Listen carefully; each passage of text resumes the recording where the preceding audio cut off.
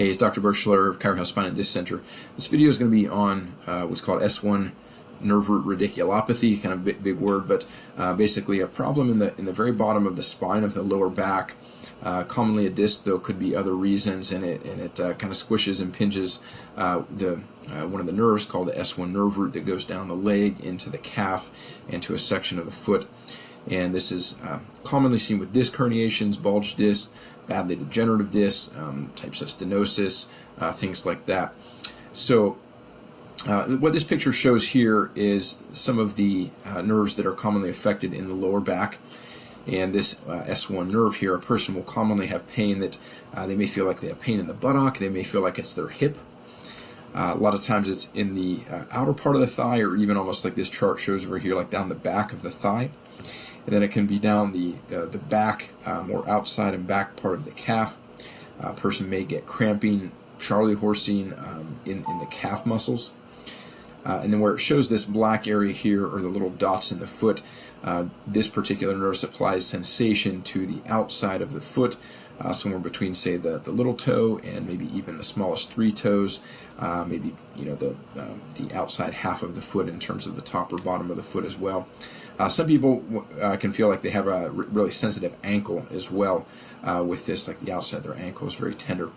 So those would be areas of commonly of pain with this. Now, a person that has this, but before you know what's going on, I've seen all kinds of different scenarios. People think that they have plantar fasciitis because their foot hurts. People think they have neuropathy, or get told to check for diabetes, or maybe they have neuropathy because their feet are going numb.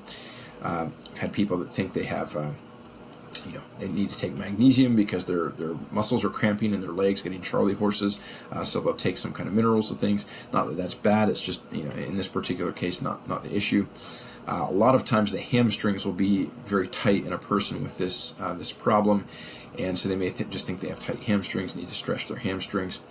A lot of people, because they have pain in the buttock or back of the hip, will feel like they have, get told they have piriformis syndrome, and that's very, very common with going to physical therapy or something, because the pain is commonly very bad in the kind of buttock area where that muscle is, though it's actually nothing wrong with the muscle. It's upstream from that in the spine and the disc.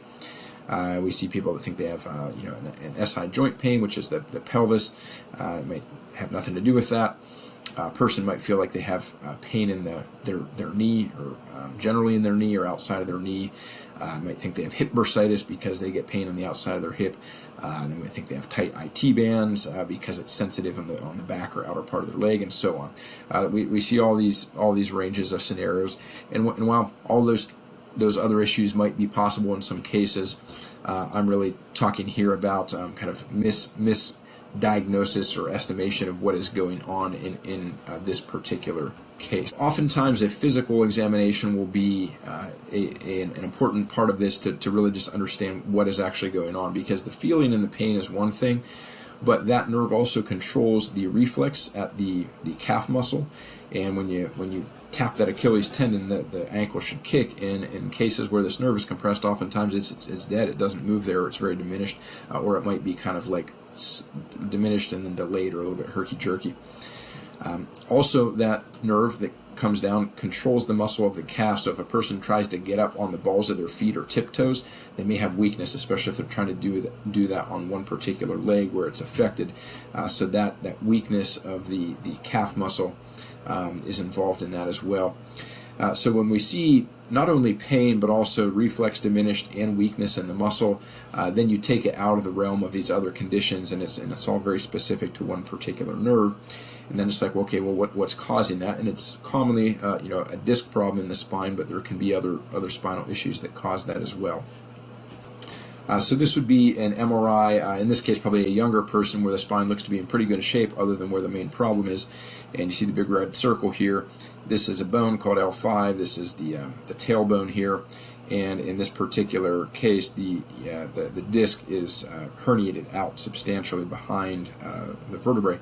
It should look kind of like these ones. You have a vertebrae and a vertebrae, and nothing really sticks out in the back very much. Now, these gray areas are nerves coming down, and right behind this disc will be what's called the S1 nerve, and there's going to be one on either side, and they'll branch to the left and right leg. and when that herniation is large enough, it can physically compress the nerve, and more likely to get weakness.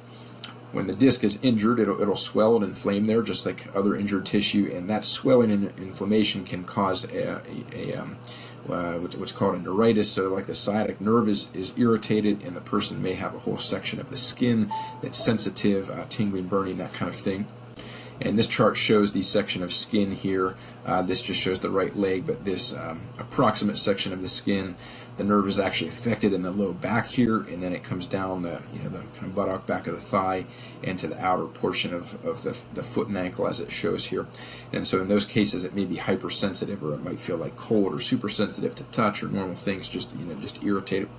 And a lot of people, when they have this kind of thing, they might not know what caused it, they might not know what's going on, and seen all this range of misdiagnosis. So if you have something similar to this, or like, yeah, I have a lot of signs and symptoms of that, but maybe you haven't had a proper evaluation, maybe there hasn't been imaging to kind of conclusively know what's going on there, that's our highest area specialty here at our practice there, and we'd be happy to evaluate you. I hope this helps somebody out there understand what's going on. You have any questions, get in contact with us. We'll do our best to help you.